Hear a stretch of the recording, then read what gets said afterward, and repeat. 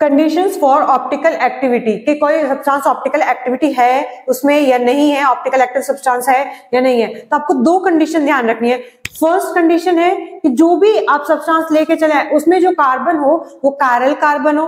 अब बात आती है कायरल कार्बन क्या है, ठीक है, वो भी अभी मैं समझाऊंगी कि वो कार्बन जिसके चारों ओर अलग अलग एटम या अलग अलग ग्रुप्स अटैच हो उसको कहा जाता है कायरल कार्बन।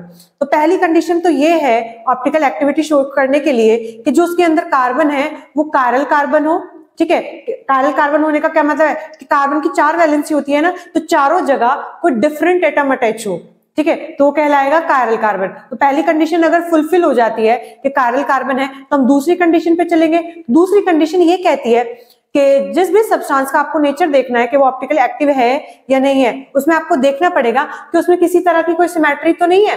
अगर उसमें कोई सिमेट्री पाई जाती है तो वो ऑप्टिकली एक्टिव सब्सटेंस नहीं होगा। सिमेट्री किस तरह की, चाहे वो एक्सिस ऑफ सिमेट्री हो, चाहे वो प्लेन ऑफ सिमेट्री हो, चाहे वो सेंटर ऑफ सिमेट्री हो, अगर कोई भी सिमेट्री उसमें पाई जाती है तो वो ऑप्टिकली एक्टिव सब्सटेंस नहीं होगा, ठीक है। देखिए, to show optical activity molecule has to fulfil two conditions, दो कंडीशन फुलफिल करनी है। पहली कंडीशन क्या है, presence of chiral carbon atom. Chiral carbon वही एसिमेट्रिक मतलब जिसके चारों ओर अलग अलग एटम या ग्रुप अटैच हो। पहली कंडीशन तो ये है first condition. And second condition है एब्सेंस ऑफ सिमेट्री एलिमेंट्स, कोई भी उसमें सिमेट्री एलिमेंट्स ना हो।